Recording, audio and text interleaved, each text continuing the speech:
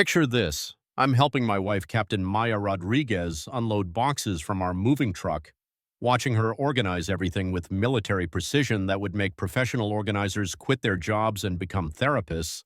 When the universe decides to take a giant dump on our peaceful Saturday morning, police sirens start wailing, cutting through the suburban quiet like a chainsaw through a church service.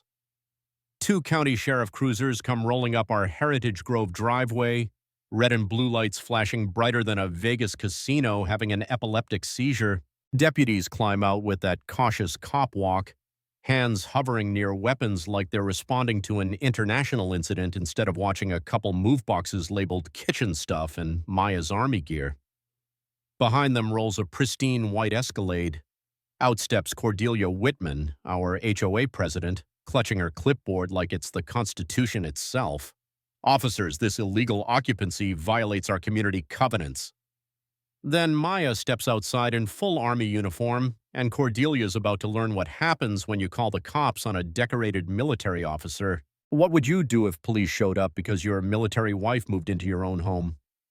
Drop a comment telling me where you're watching from. I bet your community has some batshit crazy HOA stories too.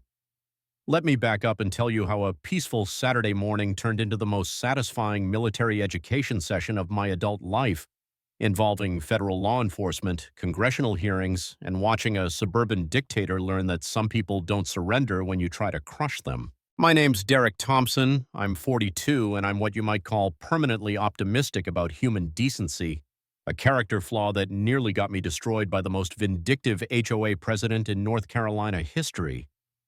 I'm an aerospace engineer who'd been living in Heritage Grove for 8 years, ever since my first wife Jennifer lost her battle with cancer and I needed a fresh start somewhere with good schools and neighbors who minded their own business.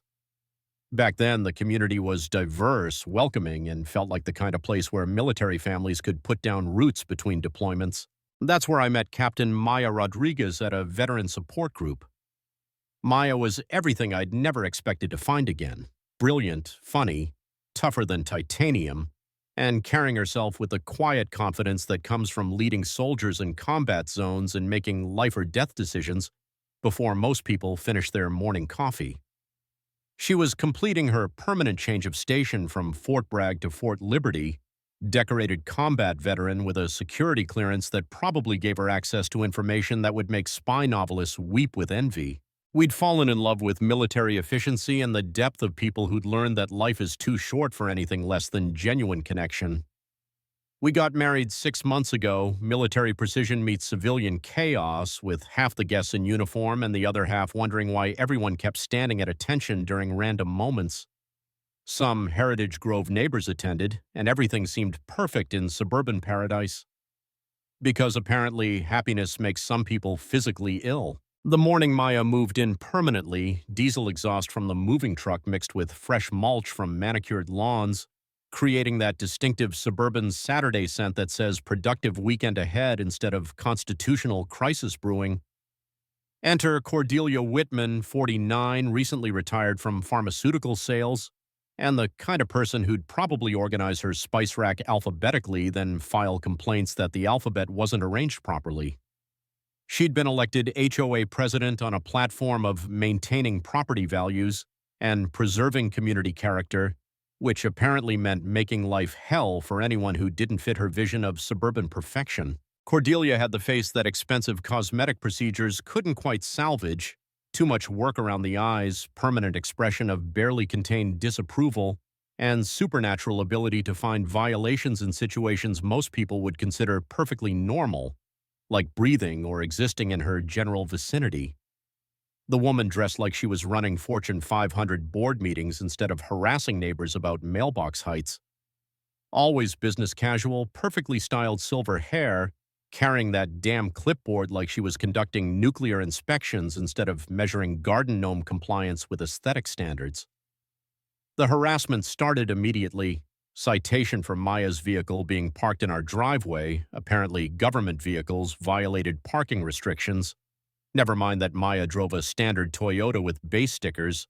or that half the neighborhood worked defense contracts and drove cars with security clearance passes. Then came grass inspection.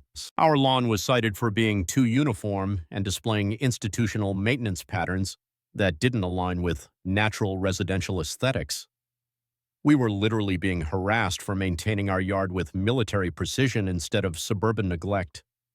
The sound of Cordelia's heels clicking on our sidewalk during daily compliance inspections became our weekend soundtrack, mixing with distant lawnmowers and growing tension that comes from realizing your neighbor has declared war on your family's right to exist peacefully. But the citation that really got my attention was when she claimed Maya's uniform hanging in our bedroom window constituted unauthorized signage and violated community standards about displaying political or organizational materials in residential areas. She was trying to ban my wife from hanging her army uniform in our own bedroom. That's when I realized this wasn't about property values.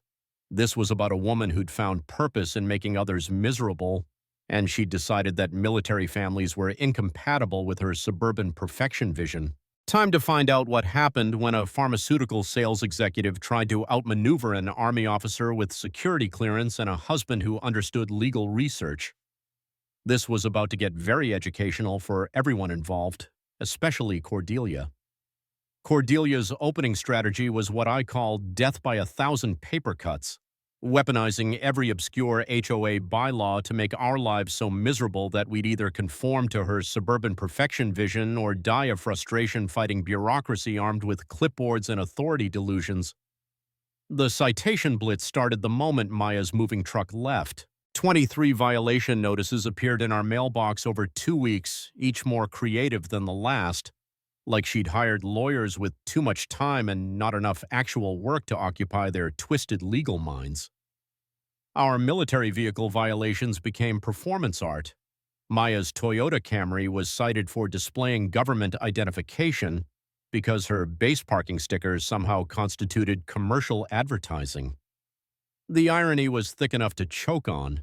Half our neighbors worked defense contracts and had security clearance stickers covering their cars like NASCAR sponsorship deals. But the masterpiece was citing our American flag for being too large and improperly displayed, according to newly discovered HOA protocols requiring flags no larger than dinner napkins, displayed only on federal holidays between 9 a.m. and 5 p.m. Because nothing says support our troops like harassing combat veterans about flag size. Mini twist.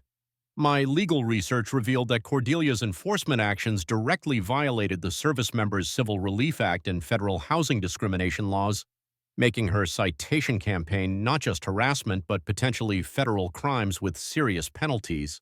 The smell of fresh printer ink mixed with the sound of Cordelia's daily compliance patrols as she drove past taking photographs like we were running criminal enterprises instead of living quietly in suburban North Carolina. My counterattack was immediate and systematic.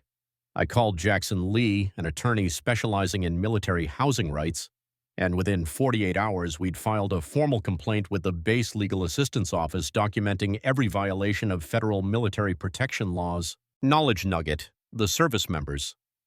Civil Relief Act provides enhanced housing protections for military families. Systematic harassment of service members constitutes federal crimes with serious criminal penalties. Maya's military response was even more devastating. She contacted her chain of command, and suddenly we had base legal officers documenting civilian harassment of active duty personnel affecting military readiness and operational security.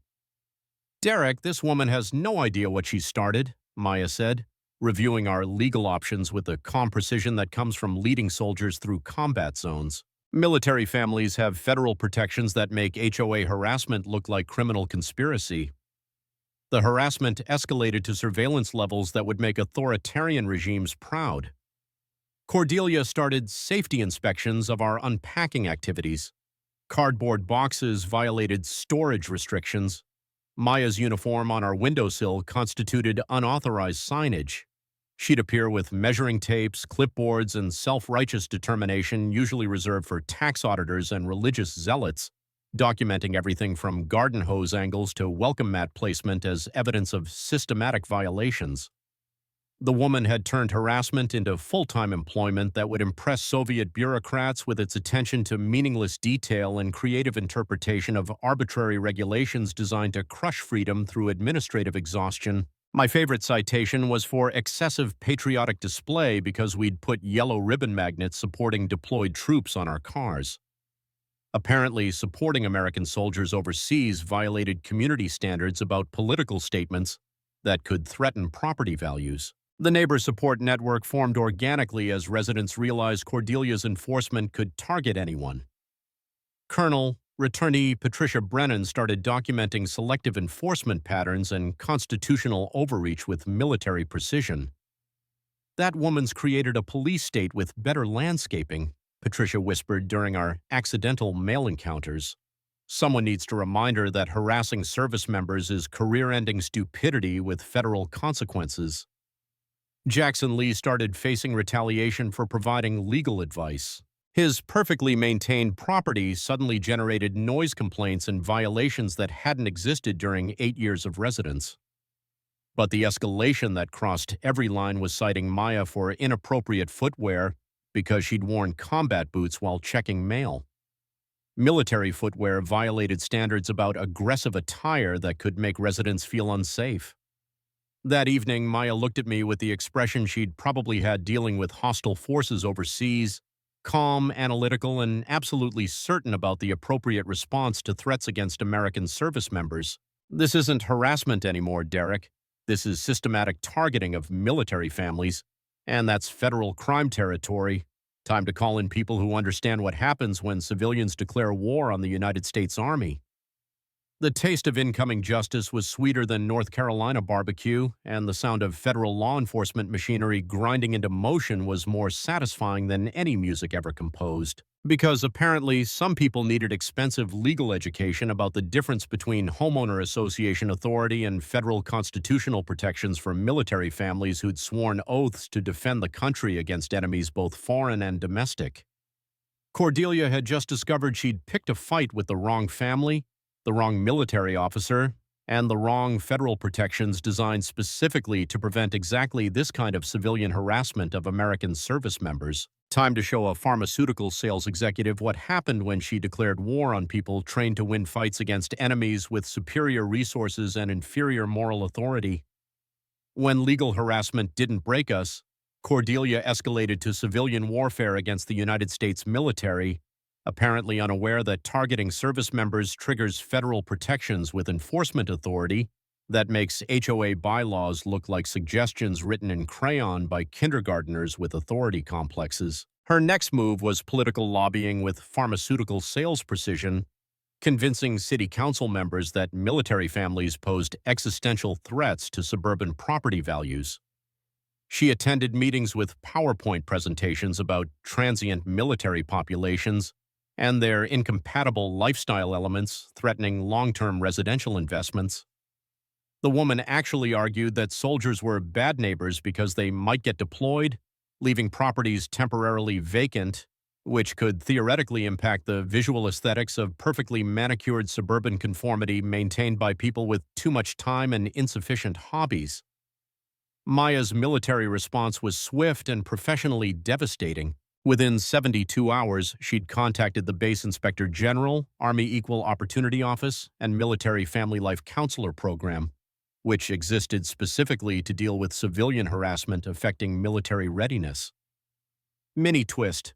My research uncovered that Cordelia's brother had been dishonorably discharged from the Navy for financial misconduct, giving her anti-military harassment a personal vendetta angle that federal prosecutors would find very interesting when building discrimination cases. The smell of legal documents mixed with Maya's morning coffee as she coordinated with military legal assistance officers taking civilian harassment very seriously, especially systematic targeting based on military service status, affecting operational security and family stability. But Cordelia's masterpiece was demanding Maya provide security clearance information for community safety verification because residents had legitimate concerns about living near someone with classified access who might attract undesirable attention to the neighborhood. She literally wanted my wife to compromise national security to satisfy HOA curiosity about military operations. Knowledge nugget: federal housing discrimination laws provide enhanced protections for military families. Systematic harassment based on military service triggers FBI civil rights investigations with serious criminal penalties. The federal interest was immediate and intense. HUD opened formal discrimination investigations. FBI Civil Rights Division documented harassment patterns targeting service members. Our Congressional Representative's Office got involved when military advocates started making calls about constitutional violations. Maya's commanding officer issued official statements supporting military housing rights. Base legal assistance built federal discrimination cases. The Department of Defense Military Family Advocacy Program began monitoring civilian harassment affecting operational readiness. "This woman has no idea what she's unleashed," Maya explained, reviewing federal documents with the calm precision that comes from leading soldiers through hostile territory. Military families have congressional advocates, federal backing, and protections that make civilian harassment look like conspiracy against national security. The community polarization was immediate. Military families and veterans rallied around constitutional principles. Cordelia supporters started realizing they'd aligned against federal law enforcement and congressional oversight, which was significantly more serious than neighborhood property disputes.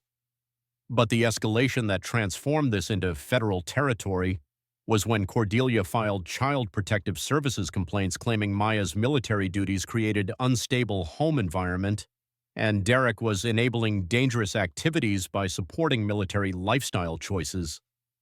She tried to use government agencies to attack families for being military families. The federal response was comprehensive and immediate. Housing discrimination triggered HUD investigations. Civil rights violations brought FBI oversight. Military harassment attracted DoD attention and congressional committee interest that made local disputes look like international incidents. Jackson Lee's legal strategy expanded to include federal civil rights violations, military discrimination, and systematic conspiracy to violate constitutional protections, carrying penalties including federal prison and massive financial liability that would make pharmaceutical sales commissions look like lunch money. The nuclear option came when base security investigated civilian harassment affecting personnel with security clearances. Targeting service members with classified access triggers counterintelligence protocols and federal security investigations that elevate neighborhood disputes to national security concerns. The taste of federal protection was sweeter than North Carolina barbecue, and the sound of serious agencies coordinating military family defense was more satisfying than any music composed by people who understood constitutional principles and military sacrifice. Maya's professional network mobilized with military efficiency. Veteran organizations provided legal support. Military advocacy groups offered federal connections. American Legion and VFW monitored our case as precedent for protecting families from civilian harassment.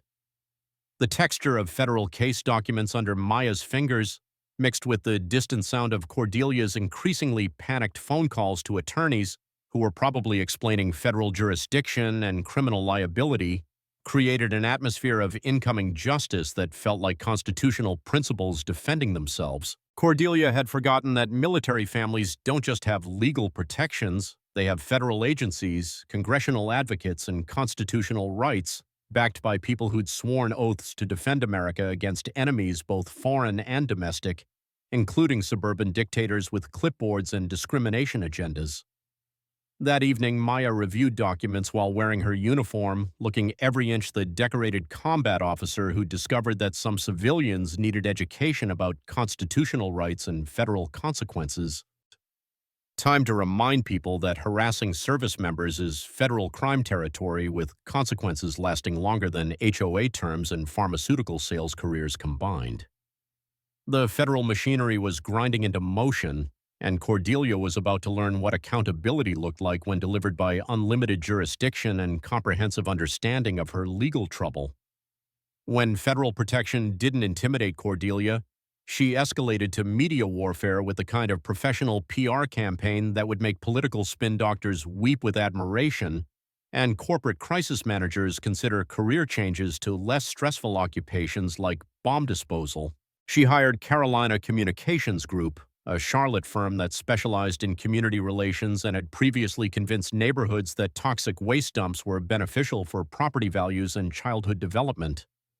Their first move was portraying military families as transient elements threatening community stability and residential investment security.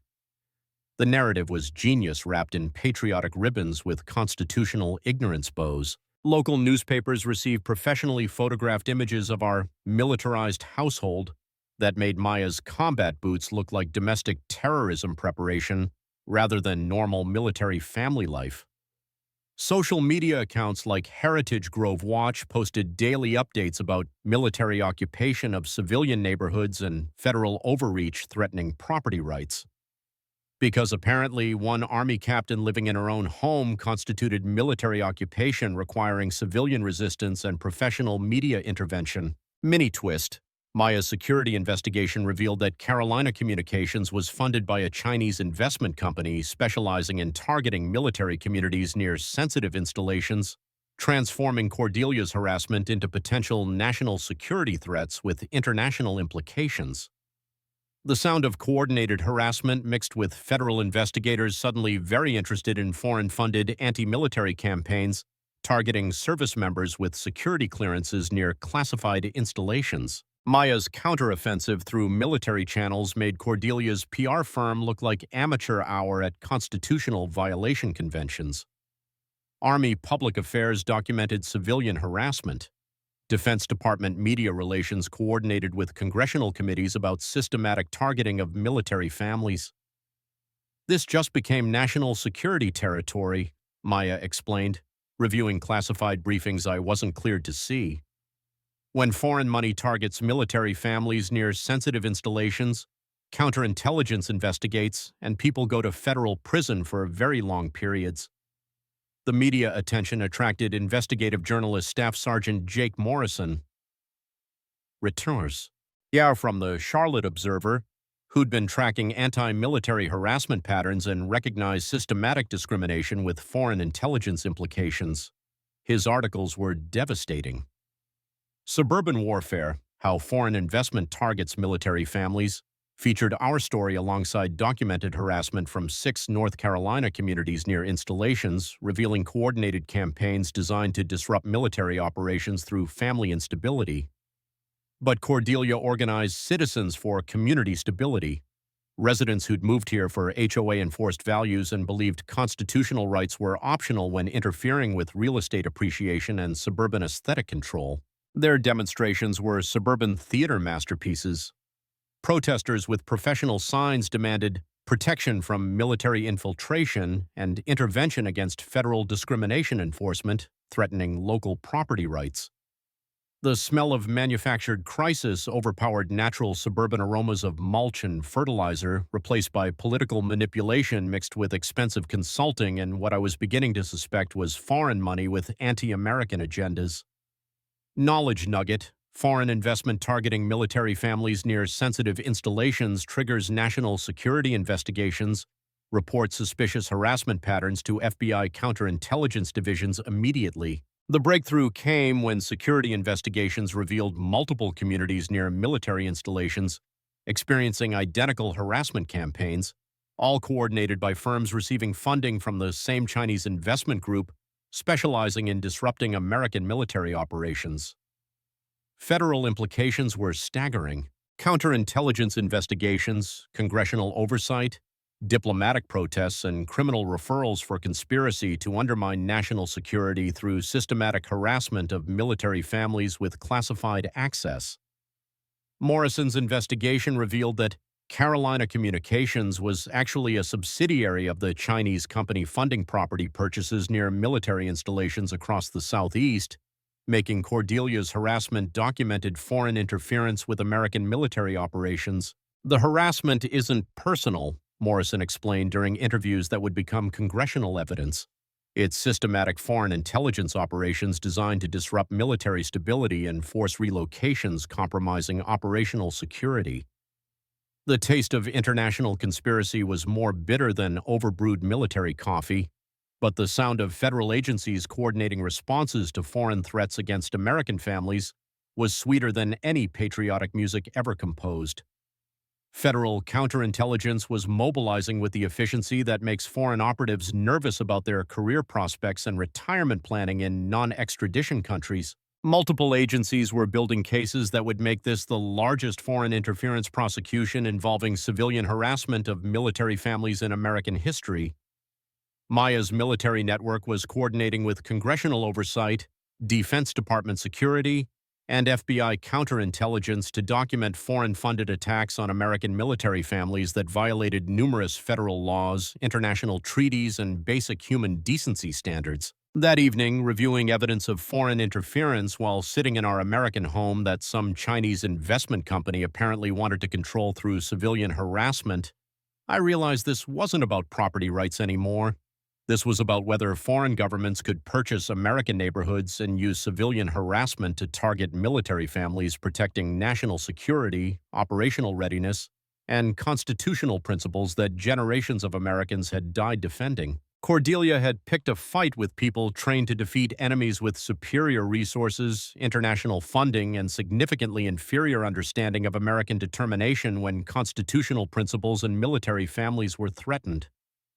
Time to show foreign operatives and their civilian collaborators what happened when they targeted the wrong American military family with the wrong constitutional protections and the wrong federal agencies backing them up. The smoking gun arrived in Maya's classified briefing folder, disguised as routine security updates that would make federal prosecutors throw career advancement parties and foreign intelligence operatives consider immediate retirement to countries with favorable extradition policies and better climate. Maya's security investigation had uncovered something that transformed our suburban HOA dispute into national security territory with implications reaching far beyond North Carolina and into international espionage that would make spy novelists weep with professional envy. The classified documents revealed Heritage Grove wasn't randomly targeted. It was strategically selected for proximity to Fort Liberty and high concentration of military families with security clearances and access to sensitive information that foreign governments found very interesting.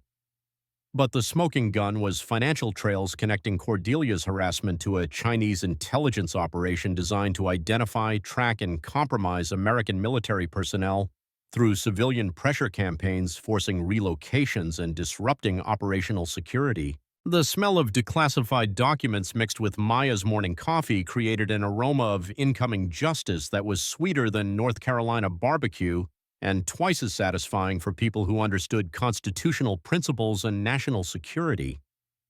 Knowledge nugget: military families near sensitive installations receive enhanced federal protection because systematic harassment can compromise national security. Document suspicious targeting for counterintelligence investigation immediately. The conspiracy network was staggering in scope and breathtaking in criminal stupidity. Carolina Communications Group wasn't just PR, it was a front operation for Chinese intelligence specializing in civilian harassment of military families near strategic installations across the American Southeast. Cordelia's harassment wasn't personal vindictiveness. It was professionally coordinated psychological warfare designed to force families with security clearances to relocate, potentially disrupting classified operations and compromising operational security at installations critical to American defense. Maya's access to classified information made spy novels look like children's books written by people with insufficient imagination and security clearances. The targeting wasn't random. It was systematic intelligence gathering designed to identify personnel with classified access, map vulnerabilities, and create pressure campaigns potentially compromising national security. But the revelation that made my blood run military cold was the operation's scope.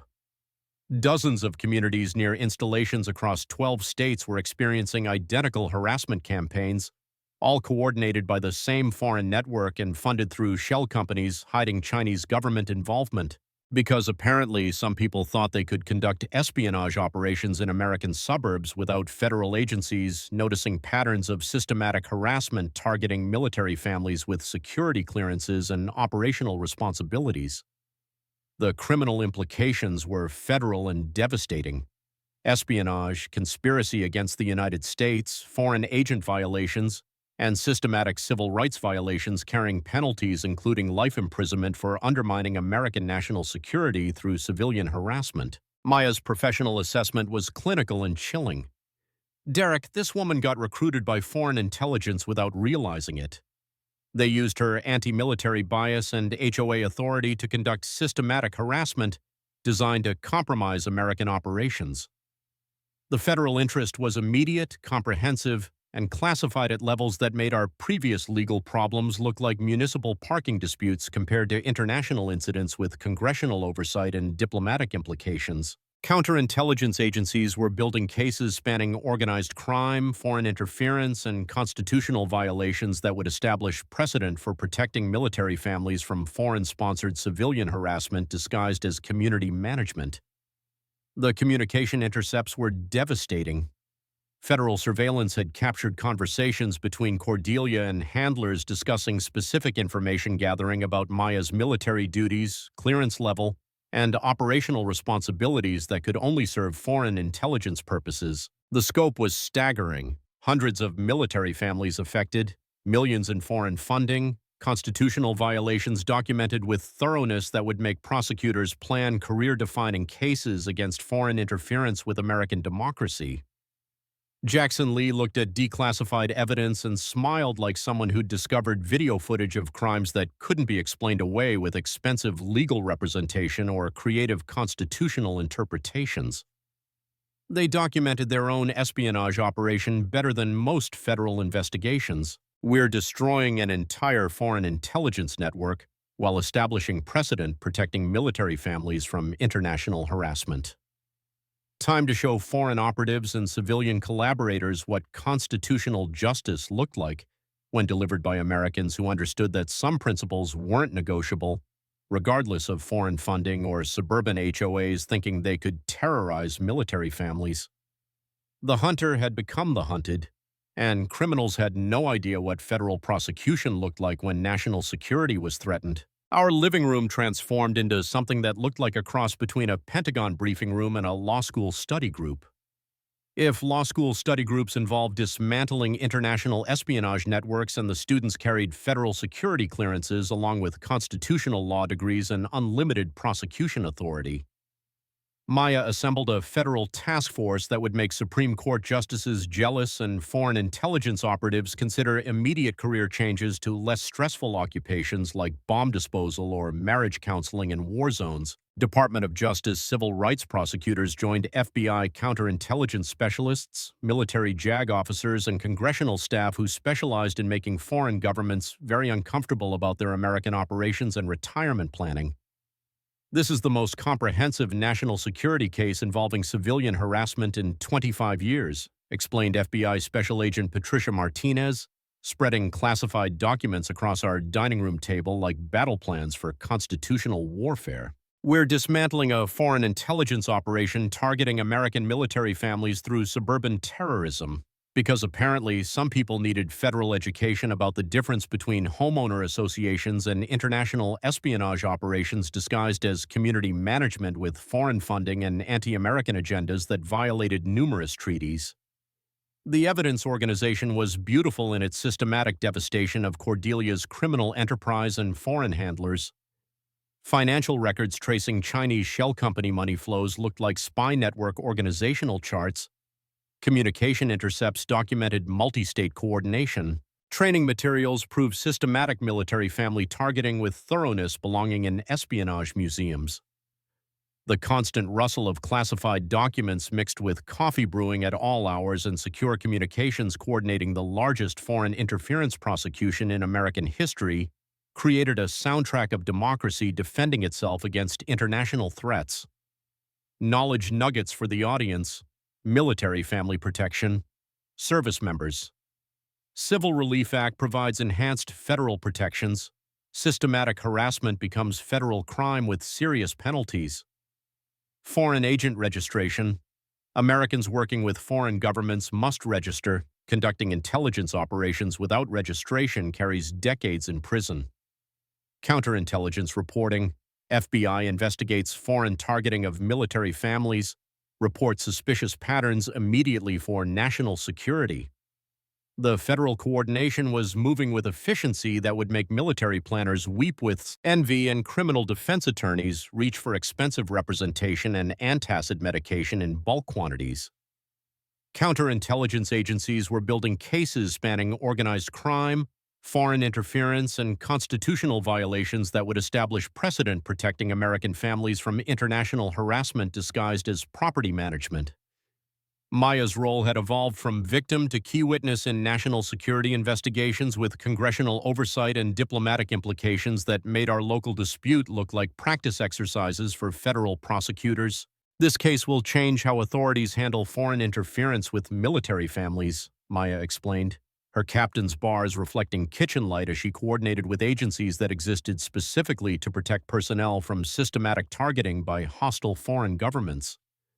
The community coalition reached levels that would make political organizers take notes on grassroots mobilization while updating security clearances.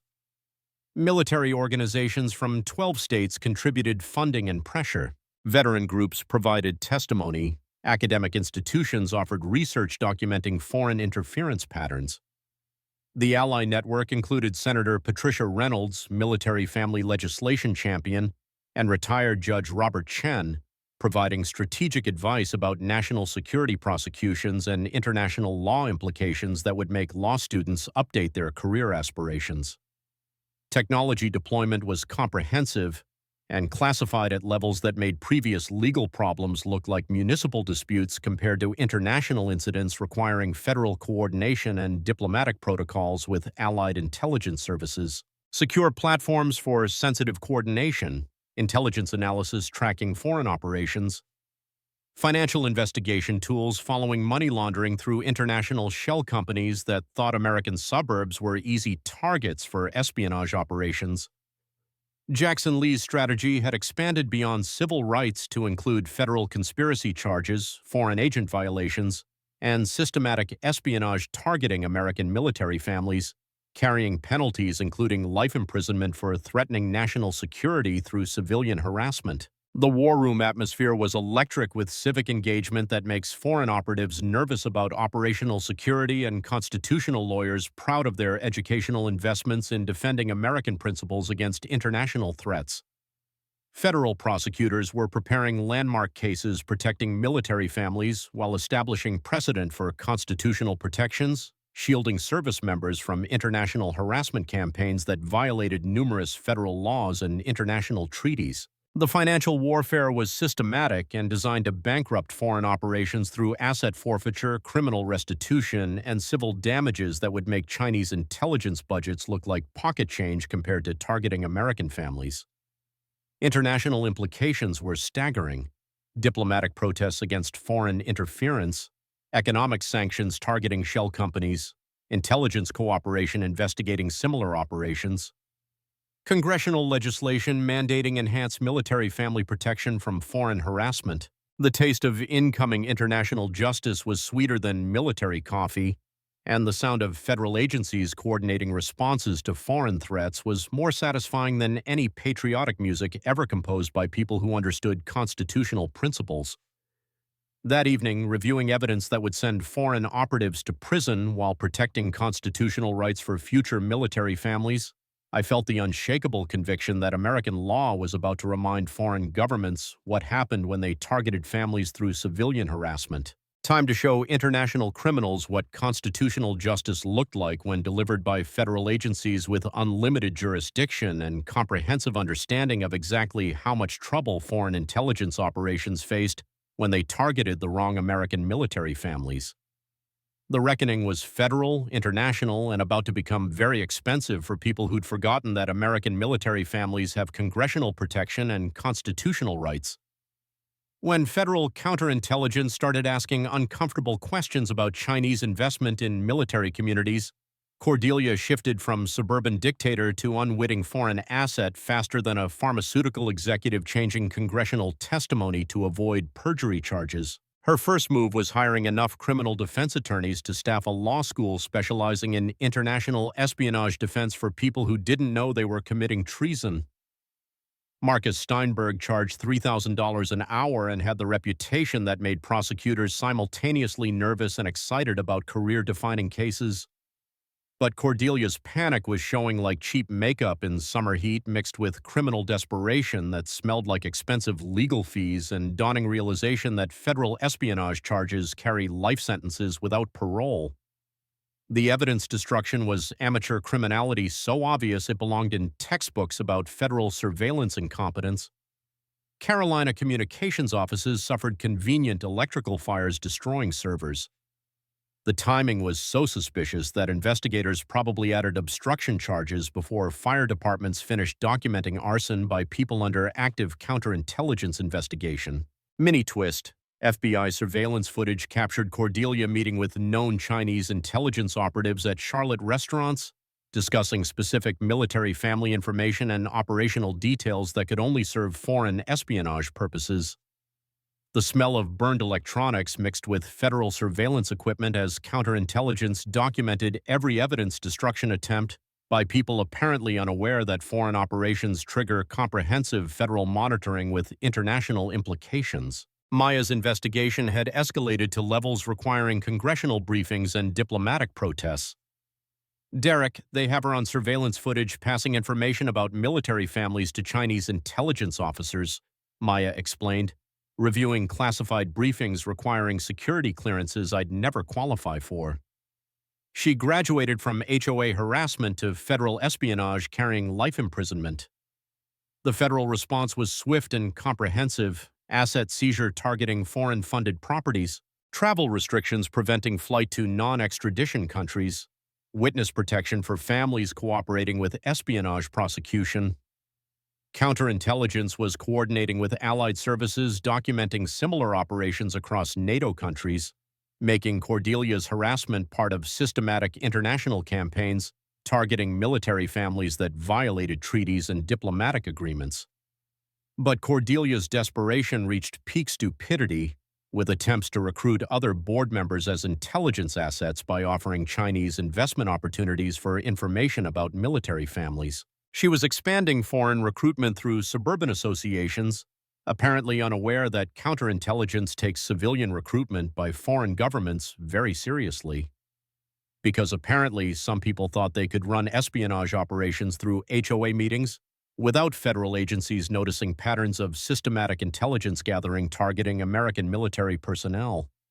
International implications were staggering. State Department protests against Chinese operations, Treasury sanctions against shell companies, Defense Department security reviews of communities near military installations. Maya's network mobilized with military efficiency backed by federal resources. Base security investigated harassment affecting readiness. Military advocacy provided congressional connections. Veteran organizations monitored precedent for protecting families from foreign interference. Community intimidation triggered federal witness protection when Chinese operatives made direct threats against families cooperating with investigations.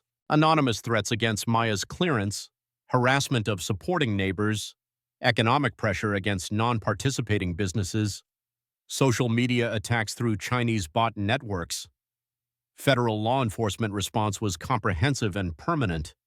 Multi-agency task forces investigating foreign interference, congressional committees holding classified hearings, international cooperation documenting Chinese operations targeting allied military families, criminal indictments spanning espionage, conspiracy, foreign agent violations, and civil rights violations would make this landmark prosecution protecting military families while establishing diplomatic precedent against international harassment. The nuclear option came when surveillance captured Chinese officers instructing Cordelia on gathering classified operational information and personnel data, elevating harassment to documented foreign espionage with diplomatic implications.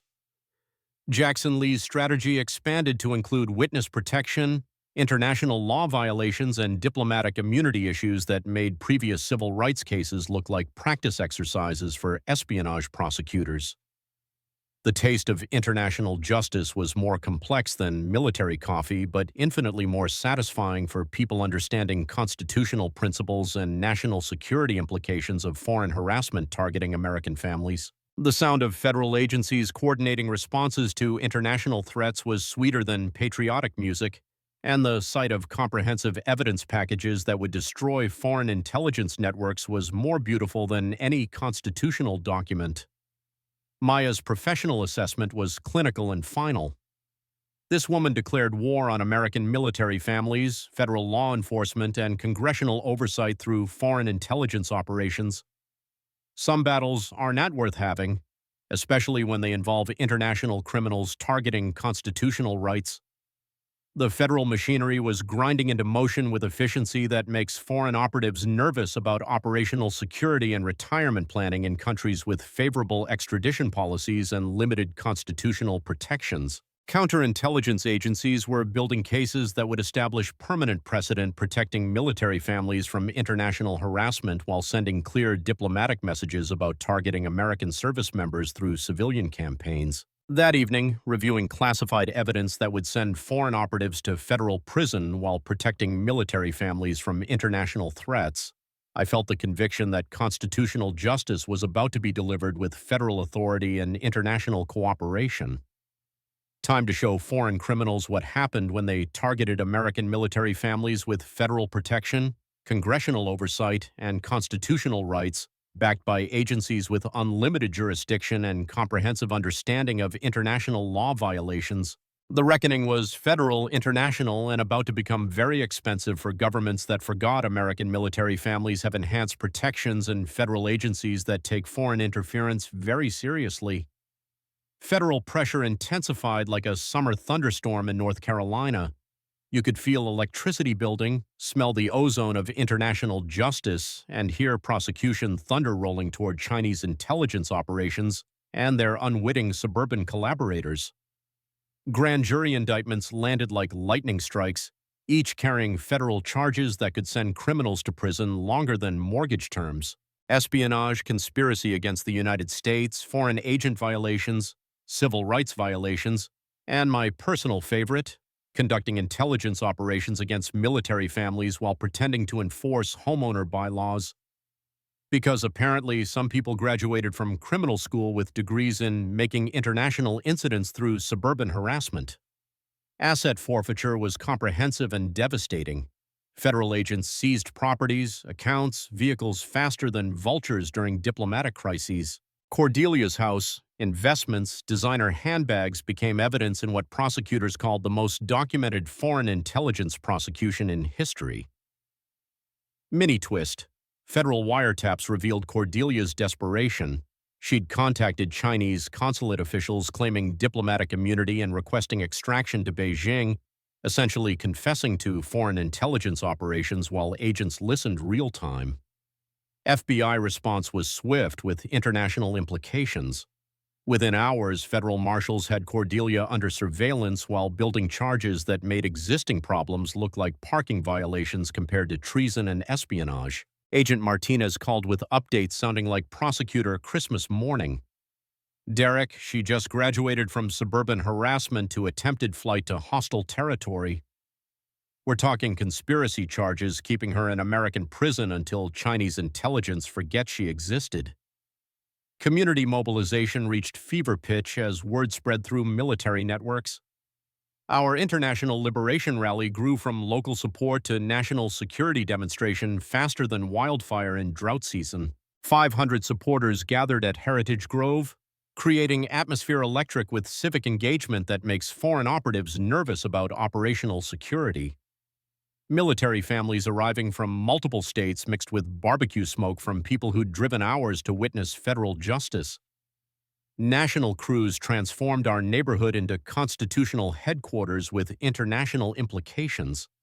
Satellite trucks lined streets, generators hummed, reporters practiced lines carrying our national security story across America and allied nations. Maya stood beside me, 38 and proud as any officer who'd helped expose foreign operations targeting American families, watching federal law enforcement prepare to arrest international criminals who'd tried compromising national security through civilian harassment. Did we cause all this international attention?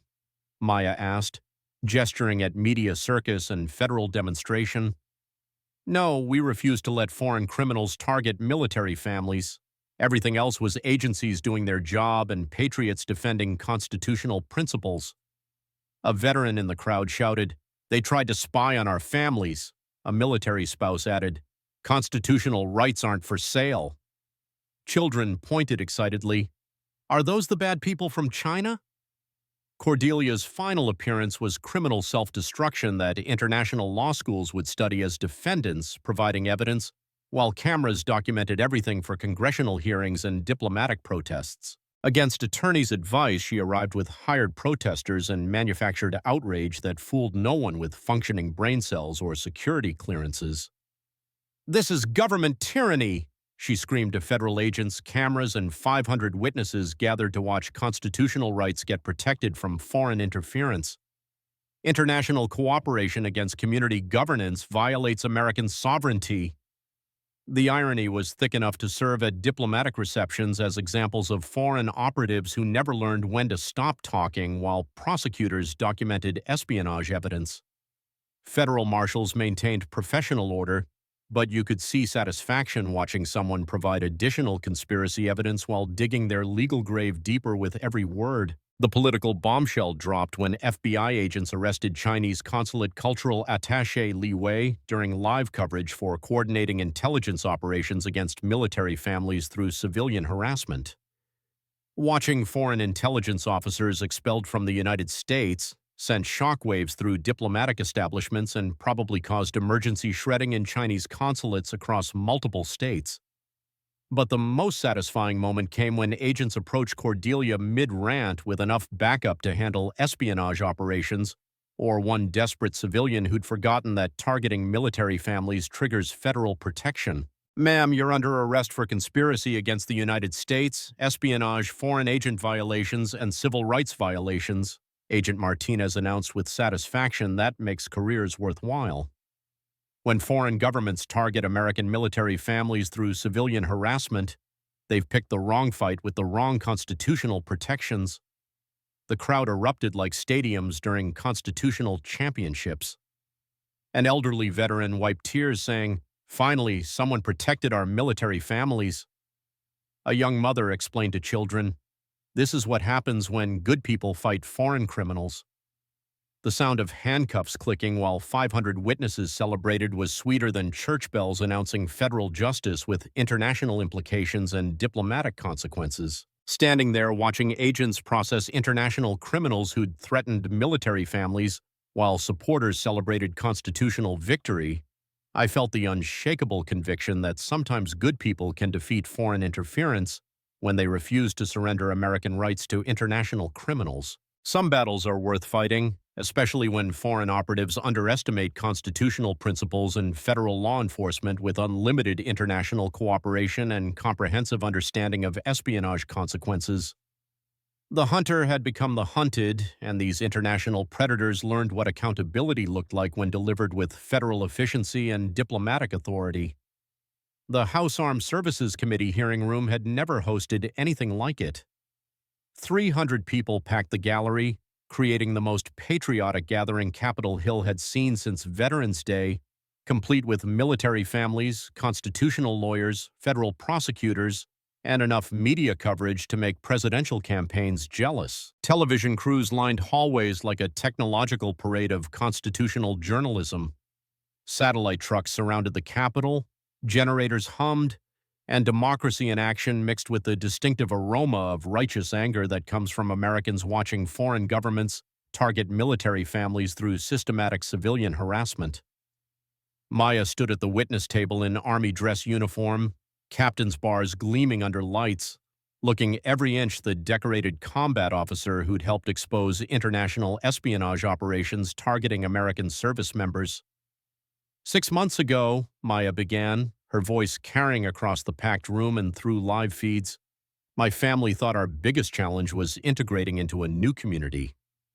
We had no idea we were fighting a foreign intelligence operation designed to compromise American military families through systematic civilian harassment. The gallery murmured like disturbed bees as Maya displayed evidence that investigators had compiled into charges sending international criminals to prison for decades. Chinese intelligence operations, foreign-funded harassment, systematic military family targeting, conspiracy to undermine national security through suburban terrorism. Committee Chairman Representative Patricia Martinez looked at Maya with respect reserved for people who'd served in combat and continued serving by exposing foreign threats.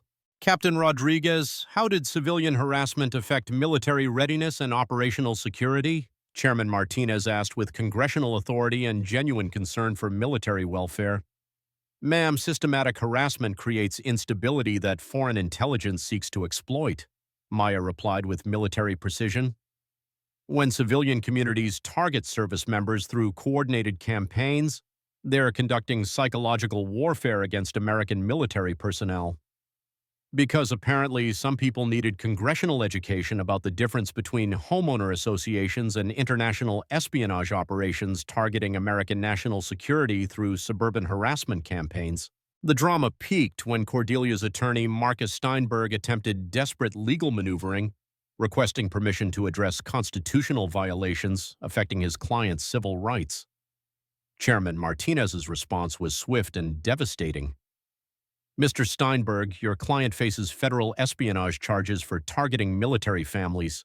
This committee investigates foreign threats, not platforms for international criminals justifying attacks on service members. Deet. The mic drop moment came when Maya stood to address the full committee, her voice carrying the authority of someone who had sworn constitutional oaths and proven some principles were worth fighting for regardless of personal cost. Mr. Chairman, when foreign governments systematically target American military families through civilian harassment, designed to compromise operational security and force relocations disrupting classified operations, they attack not just individual families but constitutional principles and national security that generations of Americans died protecting. The gallery erupted in sustained applause lasting several minutes. Cameras captured the moment when constitutional principles, military service, and federal justice converged where foreign interference was being addressed with full congressional oversight and federal enforcement. A veteran in the gallery shouted, "Protect our military families."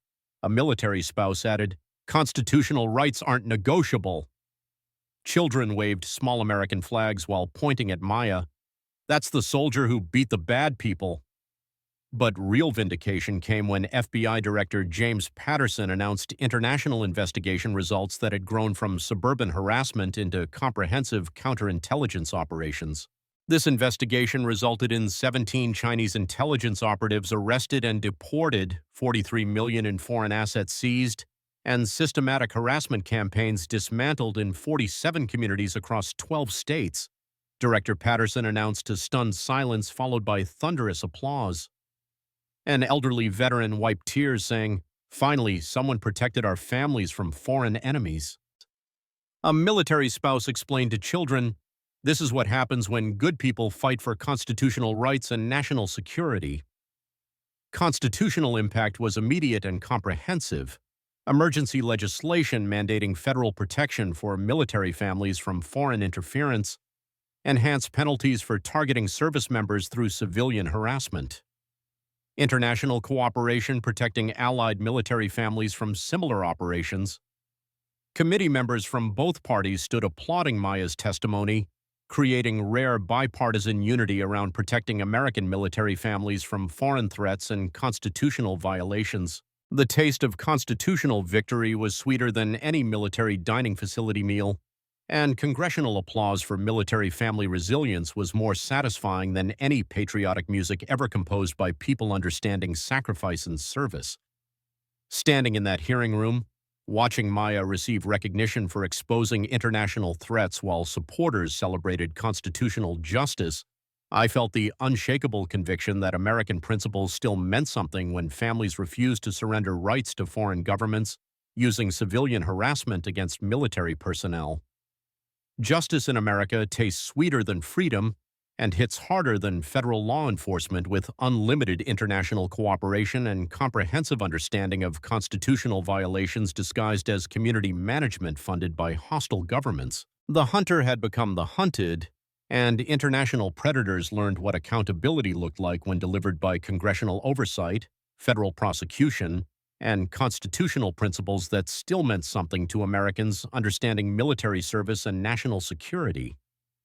2 years later, I'm sitting on our Heritage Grove deck, now federally protected as a military family residence with enhanced constitutional guarantees, watching sunrise paint our neighborhood in shades of gold and international justice, sipping coffee from a mug reading Constitutional Defender, while reading papers with satisfaction that only comes from watching foreign criminals get exactly what they deserve. The headline still makes me grin like a kid finding money in old coat pockets. Chinese espionage ringleader sentenced to life, $47 million forfeited to Military Family Protection Fund. Cordelia Whitman was currently enjoying federal hospitality at ADX Florence, where her accommodations had better security than most installations, but significantly fewer opportunities for international espionage, civilian harassment, or terrorizing families through foreign-funded campaigns disguised as community management. Life in federal prison plus forfeiture of all Chinese-funded assets. The woman who tried to compromise American military families for foreign governments was now making license plates and learning that orange jumpsuits don't come in pharmaceutical executive sizes or international spy cuts. Because Karma, it turns out, has federal enforcement authority and an excellent understanding of constitutional justice with international implications. The criminal sentences read like prosecutor holiday lists. Chinese operatives received life sentences for espionage. Carolina communications executives got 25 years for foreign agent violations. Even local conspirators received federal time, proving that targeting military families carries extra penalties when prosecutors have unlimited congressional backing. The civil damages were financially devastating to former enemies. Our family received $2.3 million for harassment and constitutional violations, enough to modernize our home, establish defense funds, and create educational programs protecting military families from foreign interference. But the real victory was what we'd built from their criminal conspiracy's ashes. The Maya and Derek Thompson Military Family Protection Institute occupied our renovated garage, where fresh wood scent mixed with sounds of families learning constitutional rights and foreign threats. The texture of honest work, sandpaper from building projects, smooth legal documents establishing permanent protections, reminded me daily why this fight had been worth every congressional hearing and sleepless night. Maya had been promoted to major and assigned to Pentagon Family Advocacy, where her experience exposing foreign interference made her the expert for protecting service members from international harassment. Her career flourished because she'd stood for constitutional principles instead of allowing criminals to compromise American families. This case changed how authorities handle foreign interference, Maya explained during Sunday dinner, her major's oak leaves reflecting kitchen light. We're establishing permanent protections preventing foreign governments from targeting service members through civilian harassment campaigns. Because apparently some people needed expensive federal education about the difference between homeowner associations and international espionage operations targeting American national security through suburban terrorism. The Constitutional Military Family Protection Alliance had grown into a national organization with congressional backing and enough membership to make foreign intelligence services reconsider targeting American families for systematic harassment. Knowledge nugget: federal civil rights laws combined with national security protections create comprehensive shields for military families. Document suspicious targeting and contact FBI counterintelligence immediately.